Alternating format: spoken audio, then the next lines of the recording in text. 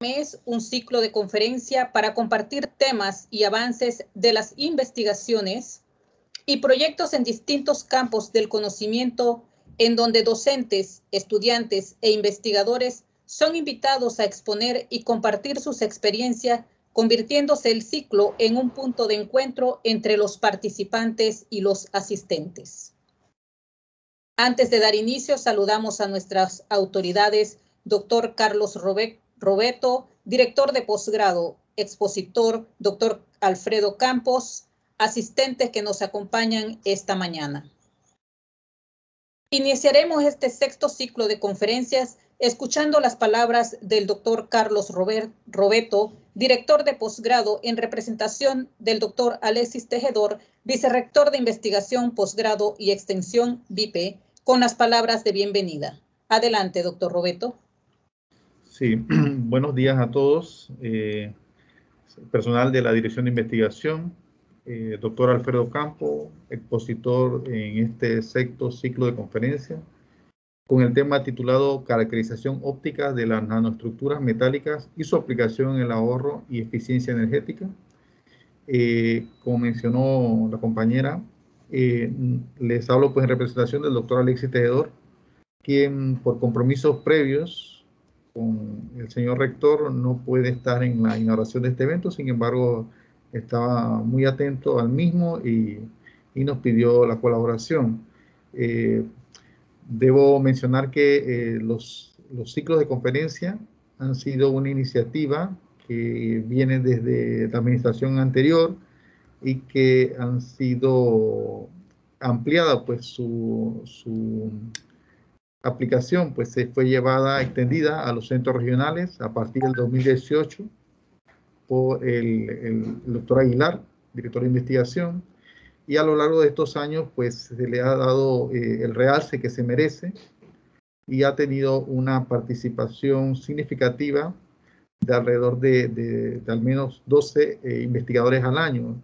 Estos eventos son de suma importancia porque son una ventana en donde se muestra todo lo que se está realizando en el área de investigador por investigadores destacados, en este caso por el doctor Alfredo Campos. Debo mencionar pues que el doctor Campos se ha caracterizado siempre por un investigador activo en temas de actualidad en el área de ciencias físicas, ¿sí? Es una persona que nos ha estado acompañando siempre en eventos como por lo menos el Congreso de Ingeniería y Tecnología, pues, que desarrollamos en el 2019. Él fue uno de los chair en este evento. Y sabemos pues que en el área de él, pues las ciencias físicas son de suma importancia, y ya que se encuentra presente en gran parte del ámbito de la sociedad, en múltiples aplicaciones científicas, en telecomunicaciones, en el área de biociencias, biotecnologías. Así que es un área de verdad que tiene un alto impacto en nuestra sociedad. Bueno, y sin más, pues con esta palabra, pues deseo dar inicio al evento en nombre del doctor Alexis Tejedor y le auguro el mayor de los éxitos y seguimos pues a vuestra disposición para apoyarle. Buenos días a todos. Muchas gracias, doctor Robeto, por su mensaje. Agradecemos a los presentes mantener los micrófonos en silencio. Las preguntas se responderán una vez culmine el expositor y las mismas las podrán hacer a través del chat o levantando la mano. Igualmente informamos a los presentes que este evento se estará grabando y el mismo será publicado en nuestro canal de YouTube. Nuestro expositor en la mañana de hoy es el doctor Alfredo Campos. Es licenciado en Física por la Universidad de Panamá. Obtuvo maestría en Física Fundamental, especialidad Nanociencias y Nanodispositivos en la Universidad de París, Sud Francia, y doctorado en Nanofísica de la misma universidad. Es profesor e investigador en la Facultad de Ciencias y Tecnología de la Universidad Tecnológica de Panamá. Ha participado en proyectos de investigación, entre los cuales podemos mencionar uso de nanopartículas metálicas en aplicaciones fotovoltaicas y biosensoras del Programa de Fomento a la Investigación y Desarrollo. El doctor Campos fue seleccionado como miembro del Sistema Nacional de Investigación, SNI, de la Secretaría Nacional de Ciencias, Tecnología e Innovación, CENACIT, en la categoría de Investigador Nacional 1. También ha participado en seminarios, congresos nacionales e internacionales y ha publicado diversos artículos en revistas de alto impacto. Este día nos estará hablando sobre caracterización óptica de nanoestructuras metálicas y sus aplicaciones en ahorro y eficiencia energética. Quedan en compañía del doctor Alfredo Campos. Muy buenos días, muchas gracias por la introducción, gracias por esta oportunidad. Saludamos primeramente a las autoridades, al doctor Carlos Robeto en representación del vicerrector, a los profesores, docentes, administrativos y estudiantes que se encuentren en la sala. Paso a compartir mi pantalla.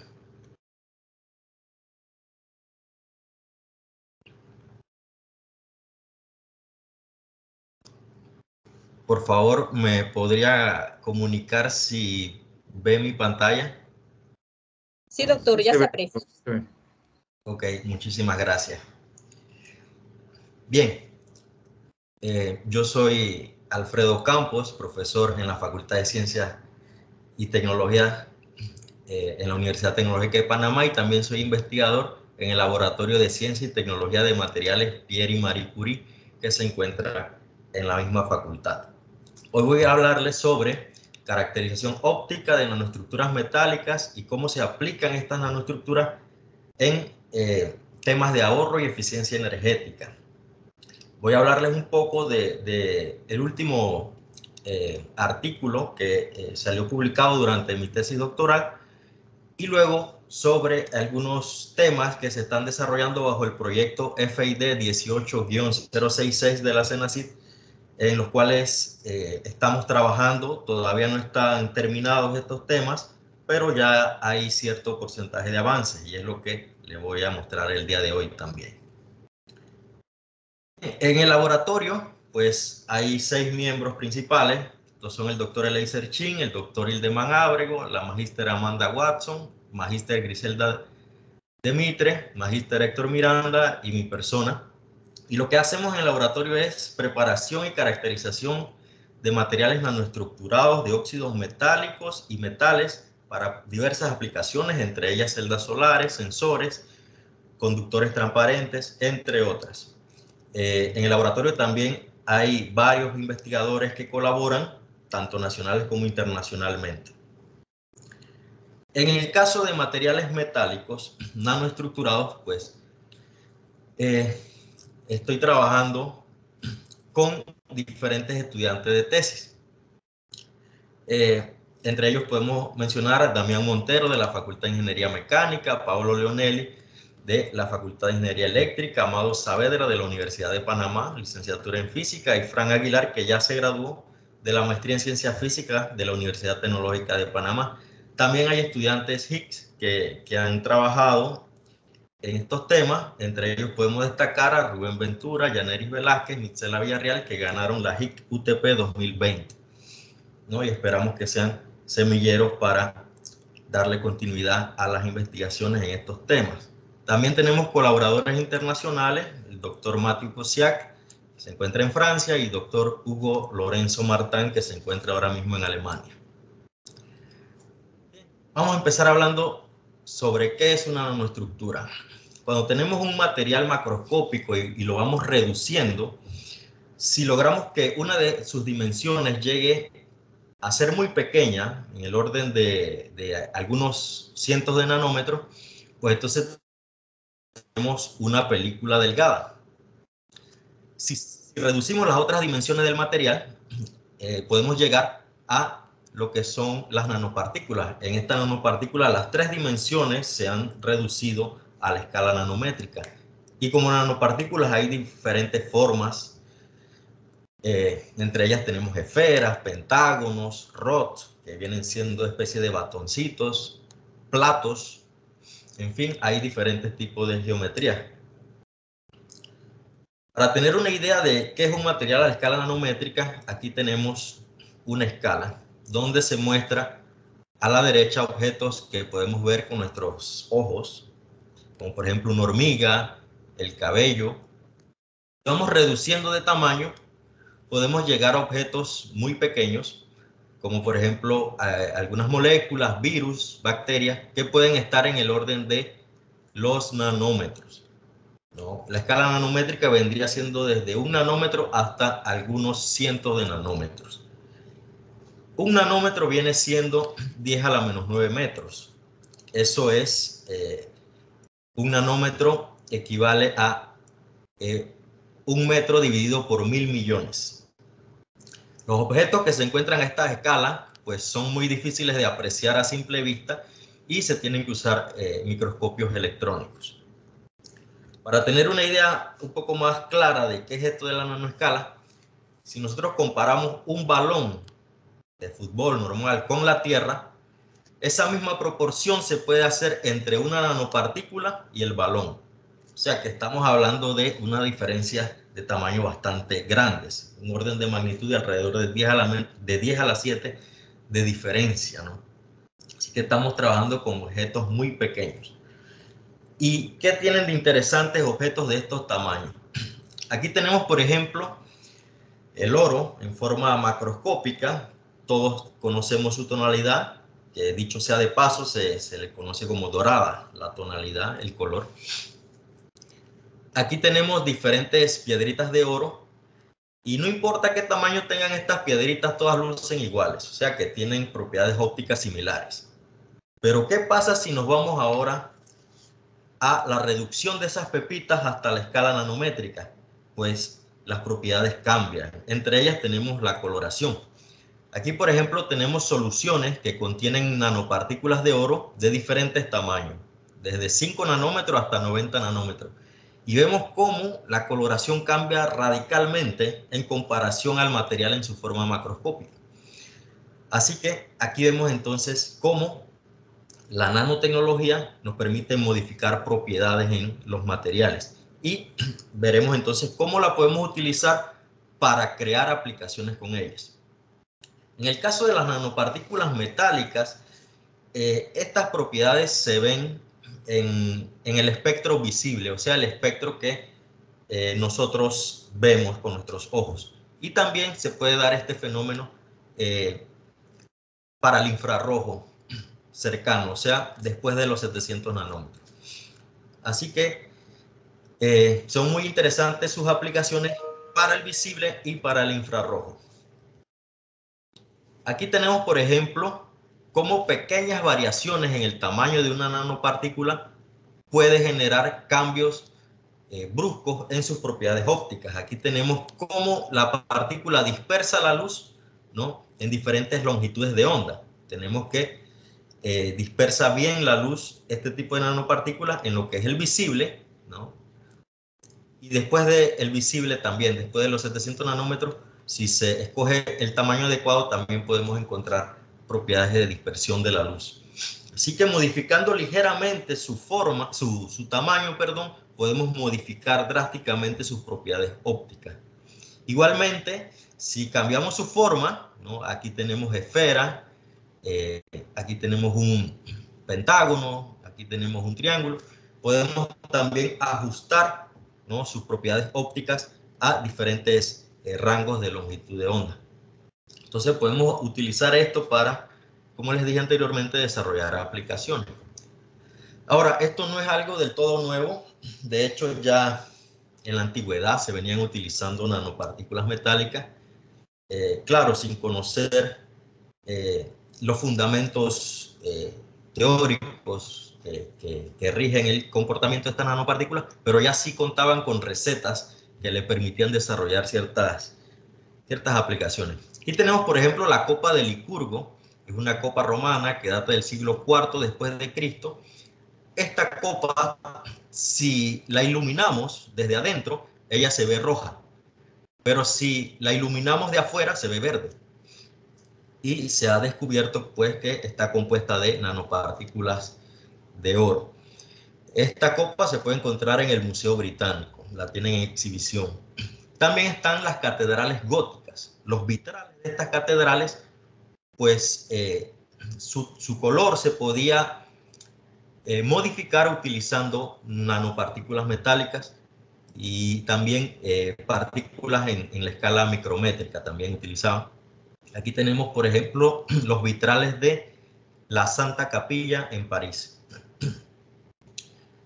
Bien, en la actualidad, pues, utilizamos las nanopartículas para diferentes aplicaciones, por ejemplo, para mejorar la eficiencia de celdas solares, que de eso hablaré un poquito más adelante, en aplicaciones médicas. Aquí tenemos terapia fototérmica para el tratamiento del cáncer, y estas son aplicaciones más que todo que se ven en los laboratorios, pero también hay aplicaciones que ya están son comerciales, como por ejemplo, habrán visto esta crema Cicatricure Gold, está hecha a base de nanopartículas de oro, y también hay pruebas diagnósticas basadas en colorimetría que utilizan nanopartículas metálicas. Y de hecho hay una prueba rápida de COVID basada en nanopartículas metálicas de oro. Pero ¿a qué se debe esto? ¿Cuál es el fundamento físico de este fenómeno, de este cambio de coloración en estas pequeñas partículas? Pues aquí tenemos, por ejemplo, la interacción luz con una esfera metálica. La luz, como sabemos, está compuesta de campo eléctrico y magnético. El campo eléctrico de la luz puede inducir un movimiento en la nube de electrones libres que tiene la esfera metálica. De tal forma que como el campo eléctrico de la luz es oscilante, la nube de electrones también va a oscilar. Y eso es muy parecido a algo que se estudia, por ejemplo, en física 3, que es el movimiento de un sistema masa-resorte. De la misma forma que se mueve la masa en este sistema, pues se movería la nube de electrones libres. Y este es un fenómeno que presenta una resonancia, o sea, hay una frecuencia característica que amplifica en mayor medida el fenómeno. Entonces, lo mismo sucede acá con las nanopartículas. Si modificamos la frecuencia característica, pues va a depender de el tipo de metal que esté utilizando. Puede depender también de la forma de la nanopartícula, del tamaño, del medio que rodea la nanopartícula. O sea que la frecuencia a la que oscilan estos electrones libres, pues va a depender de esos factores. Y si yo logro modificarlos a mi antojo, puedo también mover esta frecuencia a algún valor que me interesa para una determinada aplicación. ¿Cómo se excitan estas oscilaciones de carga? Pues estas oscilaciones, como les dije, se excitan a través de la luz. Pero también se pueden excitar a través de partículas cargadas. Una partícula cargada puede inducir una distribución de carga en una nanopartícula metálica, de tal manera que se obtiene básicamente el mismo fenómeno. Estas oscilaciones se le conoce como plasmón de superficie. Y el término plasmón viene de plasma, o sea, tenemos un gas de electrones libres moviéndose. Bien. Para excitarlos con luz podemos utilizar un espectrómetro, un espectrofotómetro. Es un instrumento bastante simple, bastante sencillo, que se encuentra en la mayoría de los laboratorios y nos permite entonces estudiar las propiedades ópticas de las nanopartículas. Y también, en el caso de que se excite con partículas cargadas, se puede utilizar un microscopio electrónico. Con este microscopio nosotros podemos enfocar un haz de electrones y podemos también ver cómo estos electrones que impactan sobre la nanopartícula pierden energía, y de esta manera podemos estudiar las propiedades ópticas de la nanopartícula. De hecho, se puede comprobar teóricamente que la absorción óptica, la que uno estudia por espectrofotometría, es proporcional a la pérdida de energía que sufre el haz de electrones en un microscopio electrónico. O sea que vendrían siendo equivalentes.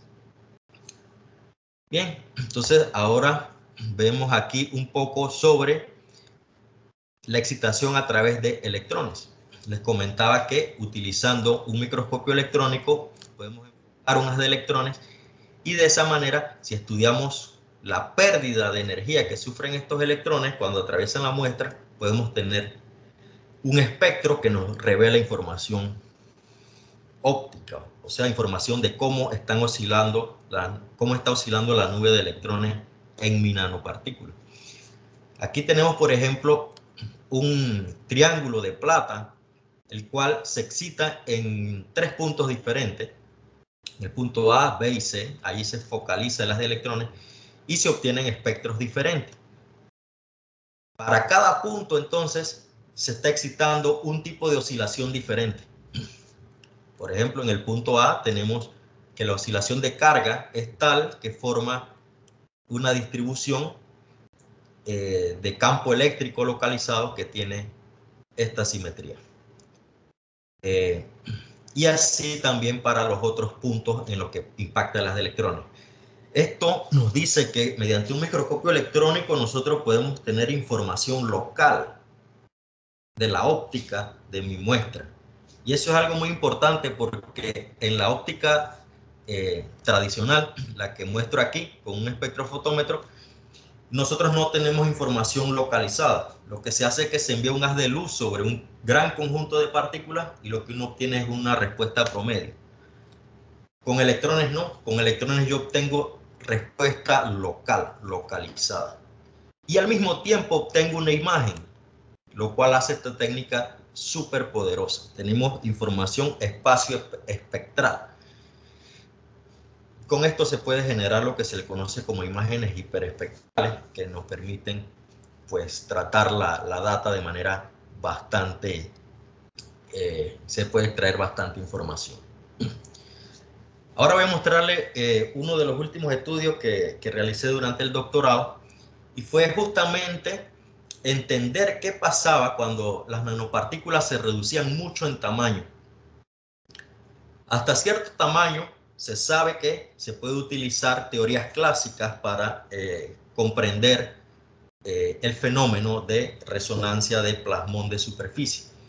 Pero hay cierto tamaño, ciertos tamaños, por ejemplo, por debajo de los 5 nanómetros de diámetro, en los cuales ya la física clásica no nos muestra concordancia con la experimentación. Y entonces hay que utilizar algunos modelos que mezclan clásica con cuántica. Y pues allí fue donde tratamos de escudriñar este tema, ¿no? ¿Qué pasaba cuando reducía mucho el tamaño de la nanopartícula? ¿Cómo explicaba el comportamiento de los plasmones de superficie? Entonces, resulta que había cierta controversia. Aquí muestro en color violeta experimentos que se habían hecho utilizando electrones. Este tipo de experimentos se le conoce como EELS, de Electron Energy Loss Spectroscopy, o sea, pérdida de energía de electrones. Y aquí se ve pues cómo cambiaba el pico del plasmón de superficie con el tamaño de la partícula.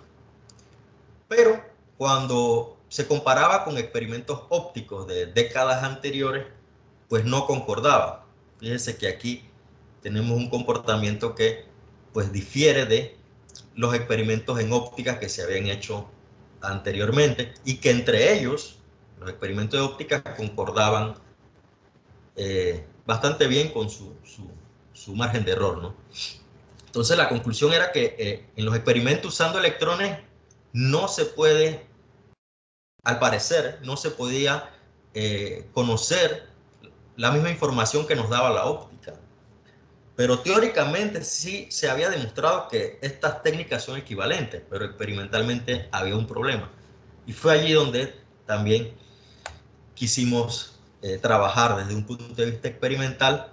Preparamos muestras que pudieran utilizarse en ambas técnicas, tanto en óptica como en microscopía electrónica. Ya que lo que tenemos aquí, en verdad, son experimentos en los cuales las muestras que se utilizaban eran muy diferentes, porque cada técnica tiene un requisito en cuanto a al tipo de muestra que puede utilizar. Por ejemplo, para cuando se usan electrones se necesita un sustrato donde van las muestras, las partículas, mientras que la óptica realmente no necesita un sustrato. Bueno, entonces quisimos preparar muestras que se pudieran analizar en ambas técnicas.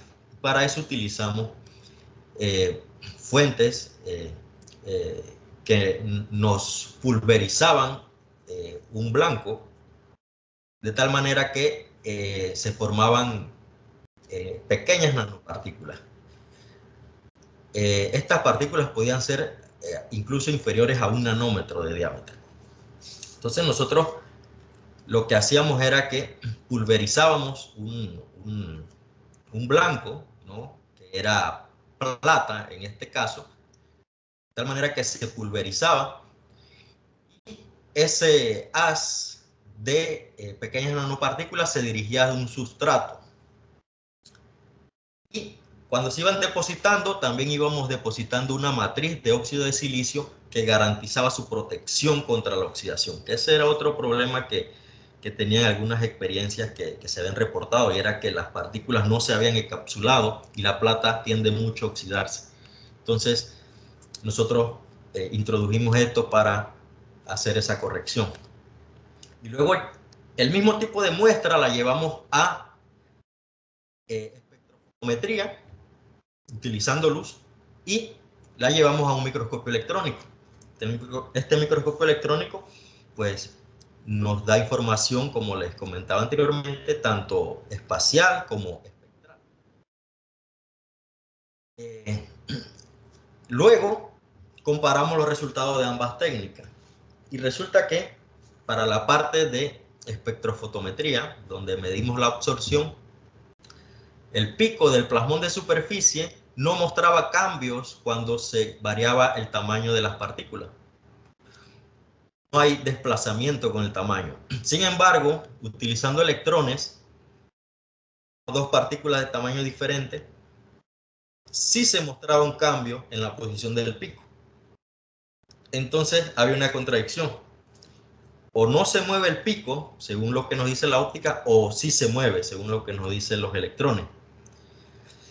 Bien, al cabo de cierto tiempo de estar realizando la técnica varias veces, encontramos pues que el haz de electrones lastimosamente modifica un poco a la nanopartícula, a diferencia de cuando se utiliza luz. Cuando se utiliza electrones, la nanopartícula cambia un poco. Esta es la misma nanopartícula a la cual se va aplicando dosis de electrones que aumentan. Entonces la nanopartícula, al parecer, luce similar, pero cuando saturamos la imagen, vemos que hay una especie de porosidad alrededor de la nanopartícula. Y eso es debido a que el haz de electrones lo que hace es que arranca o remueve un poco el óxido de silicio que se colocó como protección. O sea que eso hace que cambie la interfaz local en la que está la nanopartícula. Y por eso entonces es que ese pico de plasmón de superficie se va a mover, tal cual se reporta en este gráfico. Aquí vemos cómo el plasmón de superficie se va moviendo de posición a medida que la dosis de electrones aumenta. Entonces asociamos el aumento de esa dosis de electrones a la creación de una porosidad local en la nanopartícula, en los alrededores de la nanopartícula.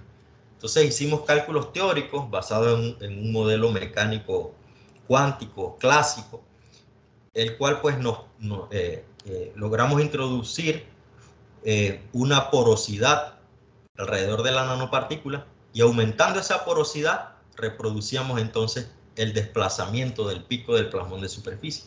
Entonces de ahí llegamos a la conclusión pues que al final lo que realmente hace diferente a las técnicas es que hay que tener mucho cuidado con el haz de electrones que me puede modificar mi sistema. Bien, entonces Esos resultados pues los publicamos en la revista Nature Physics a finales del 2018. A la fecha ya lleva 78 citaciones, lo han citado grupos bastante importantes en el área, y pues estamos bastante contentos por eso. También pues sitios de divulgación a gran público como Mundo Física y Física.org nos dio un espacio para pues mostrar estos resultados. Igualmente escribimos un artículo de revisión para la revista I+D de la Universidad Tecnológica de Panamá. Seguimos hablando un poco de la comparación óptica-electrones. Entonces, allí un estudiante de la maestría en ciencias físicas, Fran Aguilar, trabajó en esto durante su tesis. Bien, ¿qué estudiamos aquí? Lo que hicimos fue estudiar un rod, un bastoncito de oro, el cual pues cuando hacemos el experimento con espectrofotometría obtenemos dos picos muy claros, y realizando simulaciones en óptica podemos reproducirlos. Aquí tenemos, ¿no?, los dos picos que se ven en el experimento, los vemos en la simulación. En la simulación jugamos con la polarización de la luz. Entonces, de acuerdo a la polarización, yo creo dos tipos de modos. Un modo que representa oscilaciones de carga a lo largo del eje longitudinal, y otro modo con oscilaciones de carga a través del eje transversal. Bien, esto pues se sabe mucho desde hace un tiempo, ¿no? Pero ¿qué sucede cuando usamos electrones? Cuando usamos electrones para excitar el rod, podemos reproducir muy bien, pero hay otros que al final pues no logramos dar exactamente con su energía.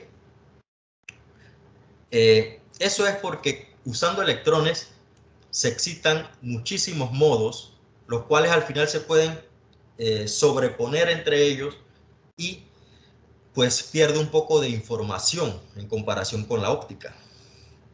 Entonces, bueno, aquí hablando ya en términos de ecuaciones, la óptica, cuando los objetos son muy pequeños, solamente toma en cuenta modos dipolares, o sea, oscilaciones de carga de un lado para otro.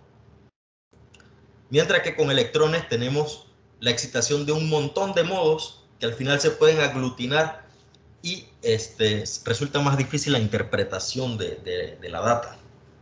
Entonces, aquí tenemos la problemática. Usando electrones tenemos superposición, y entonces es difícil llegar a resultados iguales a los de la óptica. Entonces, estuvimos jugando un poco de cómo hacer que la excitación con electrones sea similar a la de la óptica. Jugamos con varias cosas. Aquí jugamos con la orientación del rod con respecto a las de electrones, y vemos que bajo cierta orientación este pico es muy claro, pero que antes no lográbamos exactamente su posición. Aquí pareciera que sí, pero en verdad está un poquito corrido. Ahora sí podemos tener exactamente su posición usando electrones. Aquí, ¿no?, que corresponde a la misma energía.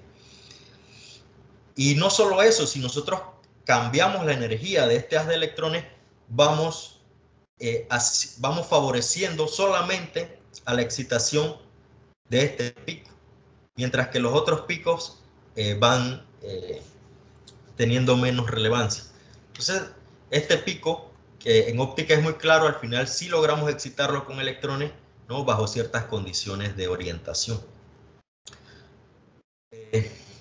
También jugamos un poco ya con la ayuda de colaboradores, y es en lo que se le conoce como un haz de electrones estructurado.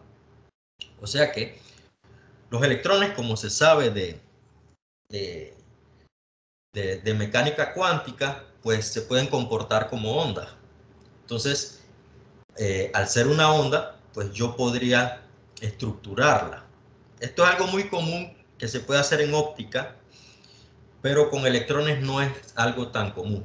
Entonces quisimos explorarlo un poco, Y aquí tenemos un haz de electrones que tiene cierta simetría. Esta simetría es una función que se le conoce como Hermite-Gauss, que tiene una simetría de tipo dipolar. O sea, yo creo, en vez de tener un solo lóbulo que representa mi haz de electrón, yo lo divido en dos. Y cada uno de esos lóbulos tiene una fase diferente.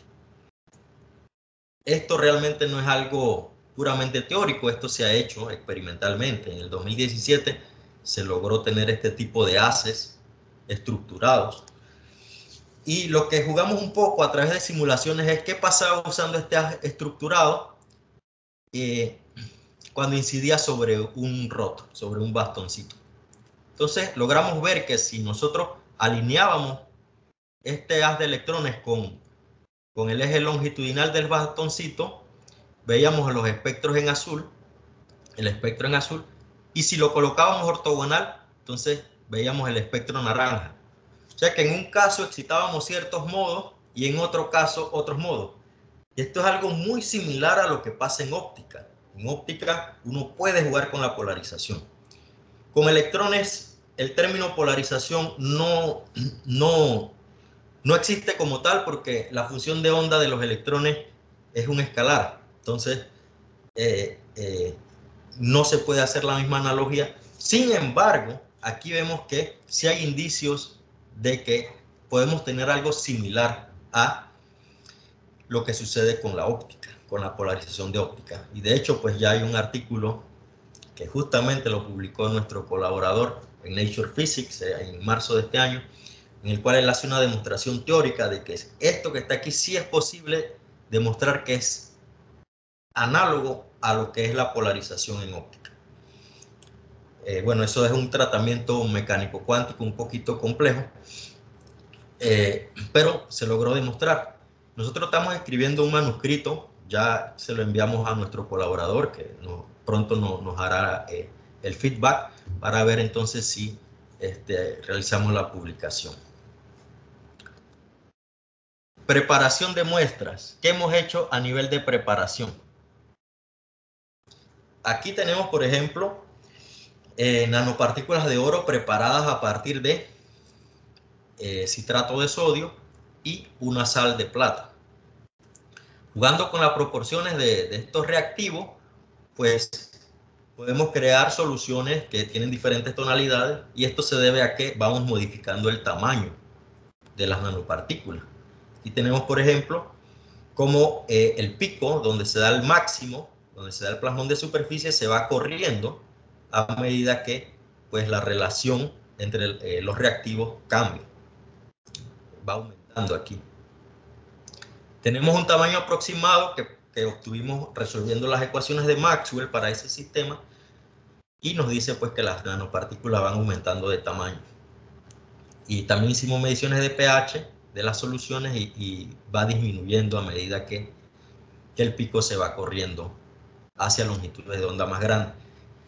A esto también le vamos a hacer microscopía electrónica para corroborar justamente si los tamaños que calculamos corresponden realmente a pues, la realidad. Estas partículas, una vez preparadas, hemos probado qué tan estables son y hicimos mediciones un mes después y las partículas lucen idénticas, o sea que hay buena estabilidad. Para la plata hemos hecho algo similar. En este caso usamos borohidruro de sodio con nitrato de plata, modificando un poco la relación entre estos reactivos, pues obtuvimos la siguiente data, la cual no muestra un cambio significativo en la posición del pico. De hecho, nosotros no encontramos realmente una correlación. Por ejemplo, hay veces que el pico se mueve a la derecha, pero luego regresa a la izquierda nuevamente. O sea que realmente no hemos logrado un cambio significativo en la posición del pico. ¿Qué es lo que se busca? Porque al cambiar esa posición indica que estamos cambiando el tamaño de las nanopartículas. Bien. Aquí hay un grave problema con la plata, y es que un mes después la partícula cambia completamente de color. Estaba amarilla, pasa a verde. Cuando le hacemos la espectrofotometría vemos cómo un mes después, ¿no?, la partícula le aparece, a la solución le aparece un pico a los 600 nanómetros que está relacionado con la coalescencia, o sea, las partículas comienzan a aglutinarse. Bien, ese problema estamos viendo manera de cómo solucionarlo, sobre todo cambiando la forma en la que se almacena una vez preparada la nanopartícula. También hemos querido preparar nanopartículas con otras formas, como por ejemplo los nanorod. Y estos nanorod son interesantes porque ellos tienen respuesta en el infrarrojo. Y justamente una de las aplicaciones que nos interesa está por allá, en el infrarrojo. Así que nos pusimos a preparar estas nanopartículas. Todo esto lo ha hecho el estudiante Damián Montero, de la Facultad de Ingeniería Mecánica. Y aquí pues la idea es colocar ligandos sobre una esfera. Como esa esfera tiene estructura cristalina, los ligandos lo que van a hacer es que van a permitir que una orientación cristalográfica crezca más rápido que otra, deformando mi esfera y creando un rod. Bien, entonces hicimos la experiencia y aquí tenemos la curva en negra. Tenemos entonces los resultados de la experiencia. Aquí tenemos la señal del rod, que está cerca de donde empieza el infrarrojo cercano. Sin embargo, hay mucha presencia de esferas, o sea que la muestra no está del todo limpia. Bueno, comprobamos la estabilidad de esa solución 15 días después, que es la curva roja, y luce bastante similar a la original. Luego lo que quisimos hacer es tratar de buscar si podíamos filtrar los rods de la esfera. Y hicimos algo bastante sencillo, que fue centrifugar, para ver si lo que se sedimentaba correspondía más a los rods, por ejemplo. Y así poder filtrar la solución. Aquí tenemos la curva azul, que es cuando se hizo el centrifugado, y lo que vemos básicamente es que después del centrifugado los rods disminuyen aún más en intensidad y las esferas predominan, o sea que el centrifugado no nos está funcionando, y estamos viendo cómo desde la misma preparación logramos que los rods, la población de rods sobrepase a la de las esferas, que es lo que nos interesa. Bien, ahora voy a hablarles un poco sobre aplicaciones en celdas solares. Una celda solar, como se sabe, pues lo que se busca es pasar energía solar a energía eléctrica. Pero en ese camino hay varios procesos. Y uno de los procesos que se debe optimizar es cómo yo hago que mi material absorba la luz más eficientemente. Y uno de esos mecanismos es utilizando light trapping, o sea, atrapar la luz dentro de la celda para que en algún momento mi celda pueda tomar esa luz y convertir esa energía en energía pues eléctrica, ¿no?, que es lo que se quiere al final. La problemática es la siguiente: en un material, una celda solar, por ejemplo, la luz incidente no toda atraviesa hacia mi celda solar. Hay una parte que se refleja, y esa parte que se refleja no se recupera. Entonces, por ejemplo, para el silicio tenemos que alrededor del 40% en promedio, más o menos, de luz que le llega se refleja, o sea, se pierde, se va al espacio. Y hay diferentes técnicas para que la luz no se refleje, sino que entre hacia el silicio. Eso se le llama capas de tipo antirreflectoras. Es una técnica bastante conocida ya en la industria de celdas solares. También otra manera de hacer que la luz entre en mayor medida hacia las celdas solares es texturizando la superficie. O sea, con cierta rugosidad en la superficie yo puedo lograr pues que la luz quede atrapada dentro de la celda. Aquí vemos realmente lo importante que es atrapar la luz. esto que está aquí viene siendo una especie de eficiencia de mi celda. Y aquí el espesor de mi celda. A medida que yo el espesor de mi celda, su eficiencia disminuye. Pero si yo logro atrapar la luz, la eficiencia no se ve tan comprometida. Y esto es muy importante porque actualmente los dispositivos se buscan hacer cada vez más pequeños, necesitamos celdas solares más pequeñas, hay dispositivos que van al espacio, que necesitan ser lo menos pesados posible, así que utilizar celdas muy delgadas resulta beneficioso, pero para usarlas, como nos dice este gráfico, hay que atrapar la luz, de lo contrario su eficiencia se pierde. Entonces, nuestra idea es usar nanopartículas, bueno, no es nuestra idea, pero queremos usar las nanopartículas para crear una especie de capa antirreflectora. Y a su vez también nos sirva para dispersar la luz a grandes ángulos. Y eso hace que se crea una especie de efecto fibra óptica. Si estos ángulos son mayores a cierto valor crítico, yo obtengo una reflexión interna total y queda la luz allí pues atrapada. Aquí muestro un poco en cómo, por qué estas partículas nos servirían.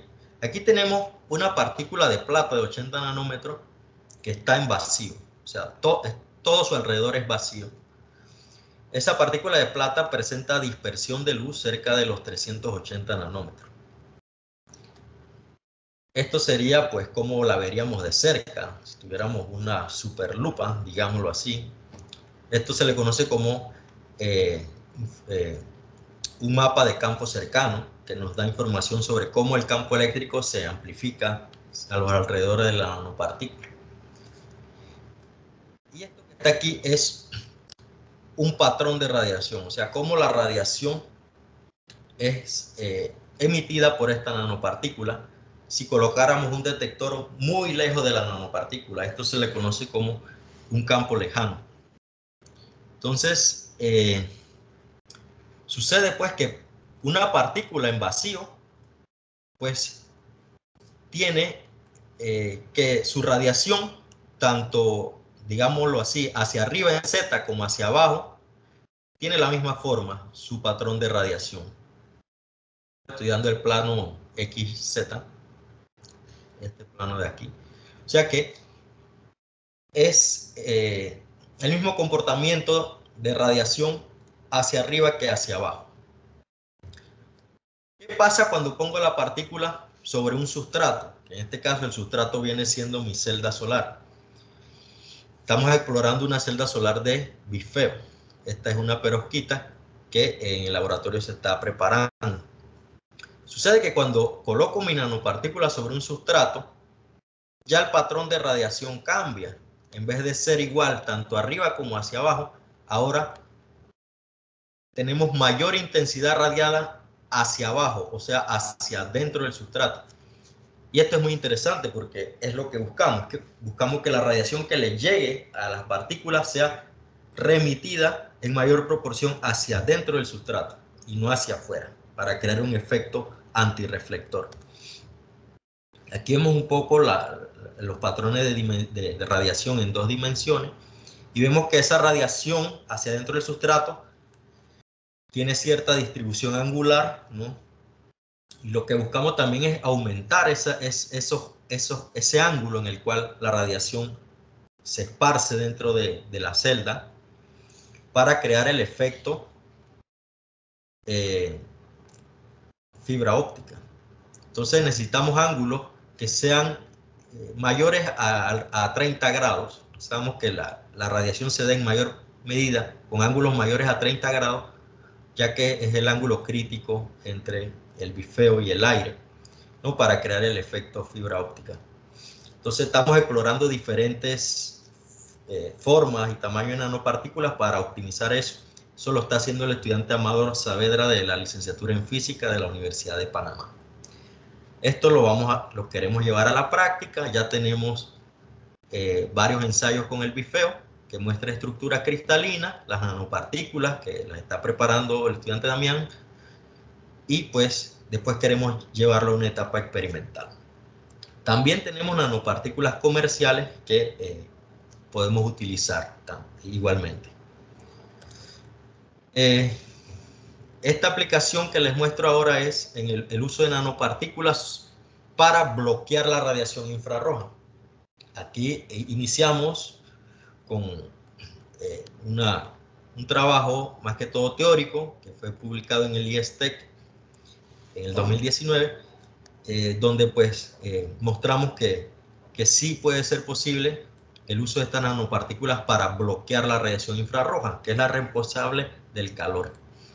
Entonces lo que se busca es colocar las nanopartículas en un recubrimiento sobre el vidrio para bloquear la radiación infrarroja. Entonces la problemática es que del Sol, alrededor del 53% de la radiación que emite es infrarroja, que es la responsable del calor. Hay que buscar una manera de bloquearla. Bueno, en nuestro caso, países tropicales, pues es importante bloquearla para evitar el uso excesivo de aire acondicionado. En otras latitudes, pues cuando hace mucho frío es conveniente que entre, pero para nuestro caso no. La luz no solamente viene del sol, la luz infrarroja, también indirectamente cuando los objetos se calientan debido a la radiación solar, pues al estar a cierta temperatura, por la ley de Weyne, pues sabemos que esos objetos emiten radiación en el infrarrojo medio, que es alrededor de más o menos 10.000 nanómetros para un objeto a 40 grados Celsius. Un poco más de la problemática. Aquí vemos un edificio lleno de aires acondicionados. Aquí vemos las proyecciones, según el Plan Estratégico Nacional de Panamá, de lo que va a pasar con el consumo de aire acondicionado a lo largo de los años. Aquí en azul tenemos que para el 2050 el aire acondicionado pues va a dominar de manera, bueno, desde ya domina el consumo de energía eléctrica, pero para el 2050 su brecha va a ser mucho mayor con respecto al consumo de otro aparato. Entonces hay que buscar una manera de reducir eso, no solamente para el bolsillo de las empresas o de nosotros, ¿no? Sino todo el daño que se le puede hacer al ambiente al tener que utilizar tanta energía para poner en funcionamiento estos aires. Entonces, nuestra idea es utilizar nanopartículas sobre un recubrimiento de óxido de estaño que se va a colocar en el vidrio o dentro del recubrimiento. La idea pues es que se deje pasar el visible y que en el infrarrojo se bloquee la radiación. Pasamos entonces a preparar el óxido de estaño a través de la técnica de rocío pirolítico con la colaboración del magíster Héctor Miranda. Y aquí vemos lo que sería lo que es el vidrio, y el vidrio con una pequeña capa de óxido de estaño de 190 nanómetros. Este óxido de estaño resulta que deja pasar la radiación visible, lo cual es conveniente. Y luego estudiamos un poco, ya a través de modelos, qué pasaría en el infrarrojo medio con el óxido de estaño. Y resulta que para el infrarrojo medio comienza a aumentar la reflectancia. Esto quiere decir que el óxido de estaño nos va a ayudar a evitar que entre el infrarrojo medio, ¿no? Entonces, las nanopartículas metálicas nos van a ayudar a bloquear el infrarrojo cercano. Entonces, lo que hicimos fue depositar sobre el óxido de estaño nanopartículas metálicas.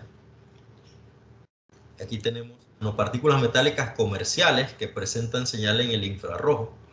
Entonces, a partir de la ecuación de transmitancia, logramos darle más o menos, conocer, cuánto de estas nanopartículas necesitábamos para atenuar el infrarrojo. Y esto fue lo que obtuvimos. Aquí tenemos la nanopartícula sobre el óxido de estaño. La gráfica negra es el vidrio solo. La gráfica naranja es el vidrio con óxido de estaño. La gráfica azul sale de colocar nanorod de 25 nanómetros de diámetro, 60 nanómetros de longitud. Vemos que comienza a aparecer un pico cercano al infrarrojo, el cual pues nos va a ayudar a atenuar esa radiación. También estudiamos, depositamos otras muestras de nanopartículas metálicas, otras nanopartículas, y vemos un efecto parecido, ¿no? El infrarrojo cercano, después de los 700 nanómetros, comienza a atenuarse, pero se compromete también un poco el visible, así que hay una relación que todavía hay que seguir jugando. Entonces encontramos allí que la mejor muestra hasta el momento que obtuvimos es utilizando una combinación de nanorods. Una combinación de nanorods nos permite, lo verde indica cuánta luz visible me deja pasar y lo rojo cuánta luz infrarroja me deja pasar. Vemos que esta muestra nos deja pasar un poquito más del 70% de luz visible y deja pasar también alrededor de un 68% de luz infrarroja cercana. Esto pues al final en términos de infrarrojo es mucho mejor que usar el vidrio solo, ya que el vidrio solo nos deja pasar un 88% más o menos de infrarrojo, lo cual pues no es muy conveniente. Ahora, como vemos aquí, se compromete un poco el visible también. El punto verde pues indica que tenemos alrededor de un 71% de visible que pasa.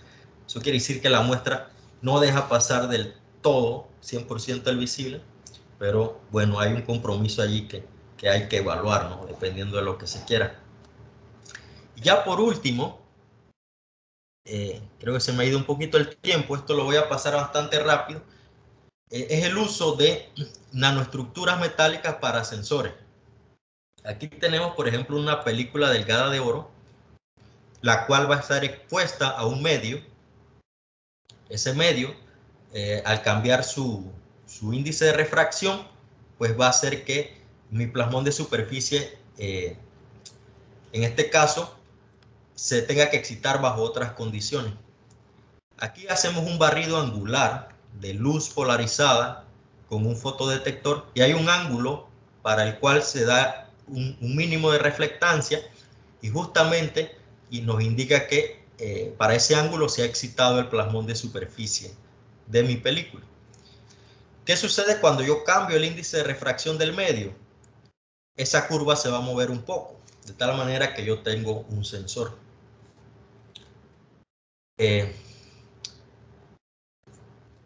Aquí hemos hecho un pequeño trabajo con estudiantes de la JIC, en la cual estudiamos la leche con diferentes porcentajes de agua para ver si nuestro sensor era capaz de detectar adulteraciones en la leche. Y vemos que sí, que hay cierto cambio que es posible detectar. Esto se hizo puramente teórico, sin embargo, actualmente lo estamos tratando de llevar a la práctica con el estudiante Paolo Leonelli, el cual está trabajando en una mesa óptica con diferentes elementos ópticos y a través del software LabVIEW automatizar todo. Como perspectiva, pues la caracterización con electrones se va a seguir realizando a través de una pasantía en Francia por parte del estudiante Fran Aguilar. Y al laboratorio nos ha llegado equipo nuevo también recientemente, la semana pasada. Aquí tenemos un espectrómetro infrarrojo de transformada de Fourier que nos va a permitir estudiar las propiedades de nuestras nanopartículas en el infrarrojo medio y el cercano también. Conclusiones generales, que la resonancia del plasmón de superficie depende de parámetros geométricos, de tamaño y del medio que rodea la partícula. Podemos jugar con estos parámetros para desarrollar determinadas aplicaciones. Una de estas es que si tenemos nanopartículas con respuesta en el visible, se pueden utilizar en celdas solares, y si tienen respuesta en el infrarrojo, se pueden utilizar en ventanas de bloqueo infrarrojo que nos permiten ahorrar energía, ¿no? Al evitar el uso de aire acondicionado. y cambios en el medio modifica la resonancia, lo cual se puede aprovechar para desarrollar sensores. Agradecimientos al proyecto FID 18-066 de la CENACID y al SNI de Panamá. Muchas gracias.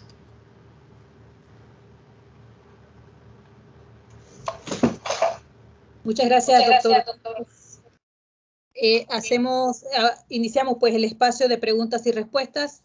Agradecemos a los participantes. Si tienen preguntas pueden escribirla en el chat o bien pueden levantar la mano y les cedemos el espacio.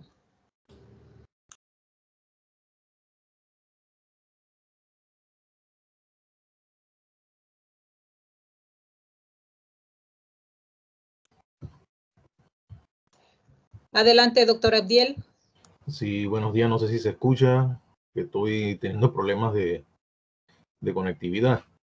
Sí, no se escucha, doctor. Bueno, perfecto. Sí, primeramente felicitar al doctor Campos, ¿verdad? Por la explicación, la actualización, ¿verdad? Porque nos está poniendo con investigación actual, ¿verdad? En el campo de desarrollo de su especialidad en esto de la nanopartícula. Lo que me llama mucho la atención, bueno, es el hecho de la técnica, ¿no? Que la técnica supera muchas expectativas y él supo, ¿verdad? Determinar que a través del mecanismo cuántico, ¿verdad? Utilizando las nanopartículas, podíamos ir más allá de lo que la óptica clásica, que es donde, por ejemplo, el campo donde yo estoy trabajando, me dictamina. Lo más importante aquí, Alfredo, es que me ha gustado que la parte esta de que se necesita rugosidad para atrapar partículas, en esa área yo no me había desempeñado y esto ha abierto un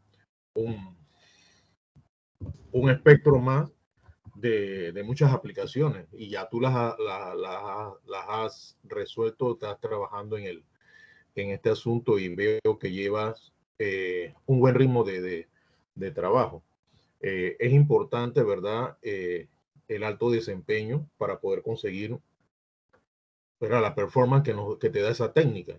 Que yo solamente, por ejemplo, en el caso mío, estaba viendo lo que era la calidad superficial, es decir, elementos reflectantes, ¿verdad? Para determinar qué tanta calidad tenía una superficie. Pero en la parte esta de absorción, ¿verdad? De electrones por parte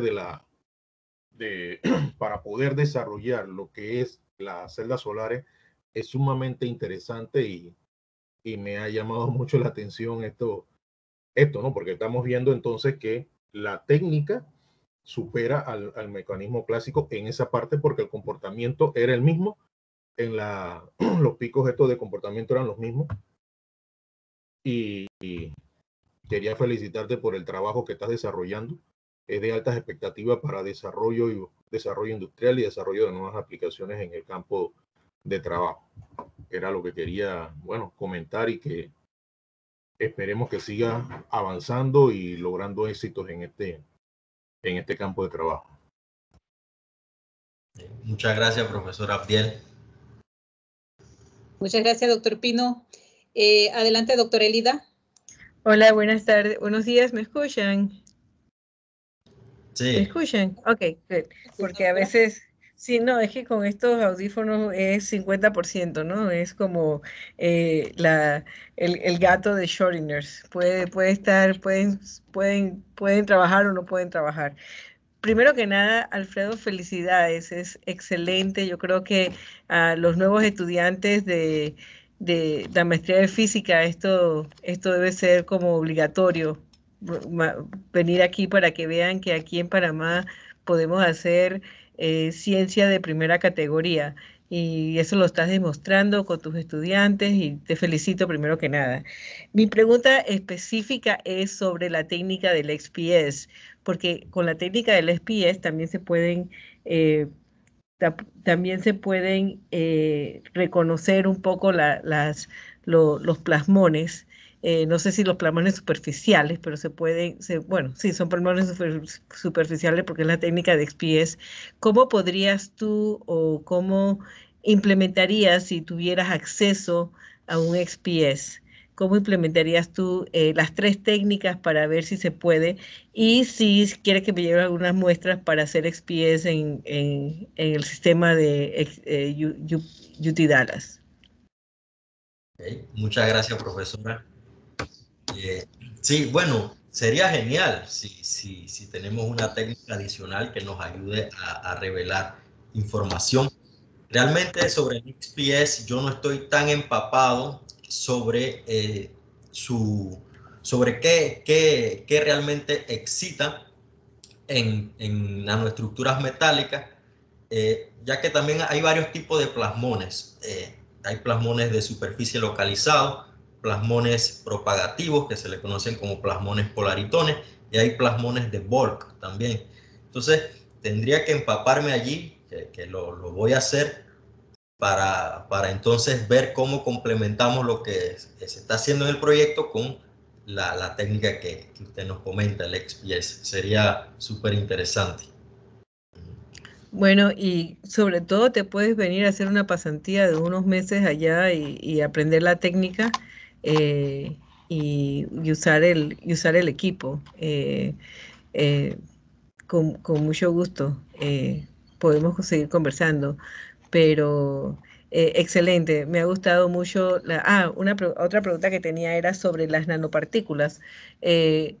¿Cuánta luz, cuánto infrared absorbe la misma nanopartícula y qué porcentaje de la superficie se va a ver afectada por la misma nanopartícula en parte de la absorción y reflexión del infrarrojo? Y estamos hablando para el coating que quieres hacer para bloquear el infrarrojo. Sí. Efectivamente, realmente las nanopartículas tanto absorben como dispersan luz. Entonces, aquí el problema de si absorben mucho es que al final se puede calentar mucho la superficie. Y al final esto va a hacer que, como sabemos, un cuerpo a cierta temperatura va a emitir también radiación. Entonces, lo ideal sería nanopartículas que no absorban tanto, sino más que todo dispersen luz. Y eso se puede ajustar con el tamaño de las nanopartículas y la forma. Las partículas que hemos estado estudiando, pues, si mi mente no me traiciona, dispersan más de lo que absorben. Entonces, por esa parte es beneficioso, ya que la superficie no se calentaría tanto. Lo otro es que tendríamos que explorar todavía es lo que se le conoce como el factor de compactamiento. Es ver qué tan cerca están esas nanopartículas entre sí para efectivamente ver ver si se forman lo que se le conoce como sistemas acoplados. Si las nanopartículas están muy cerca entre sí, al final ya uno no está viendo la respuesta de las partículas individuales, sino el acople entre ellas, y eso también cambia un poco las cosas. Pero para hacer eso habría que tener un microscopio electrónico y ver pues cómo han quedado dispersas estas nanopartículas para ver si efectivamente están tan cerca que se están acoplando o si están a cierta distancia y podemos decir que las partículas pues están actuando de manera individual. Bueno, y el ganador eres tú, porque hay un microscopio aquí en Panamá, nos los ganamos, yo soy parte de un co-PI de esa infraestructura, el doctor Gittens, Rolando Gittens, el PI principal, así es que por ser co-PI de la Universidad de Panamá tenemos acceso a ese microscopio, ya está funcionando. Así es que tendríamos que ir a hacer esperando que Rolando regrese al país. Y entonces vamos y hacemos el cosa, te traes las muestras y vemos a ver si podemos comenzar a verlas. Va a haber eso es para todos los que están presentes. Son de las cosas que necesitamos en Panamá. Hay gritos, necesitamos también un XRD, un reflector, y me alegro de que tienes un FTR, porque ese también es un equipo de mucho uso. De mucho uso que se puede usar, por supuesto. Bueno, así es que seguimos conversando. Gracias, profesora. Muchas gracias, doctora Elida, por su participación. Si tienen alguna otra pregunta para nuestro expositor.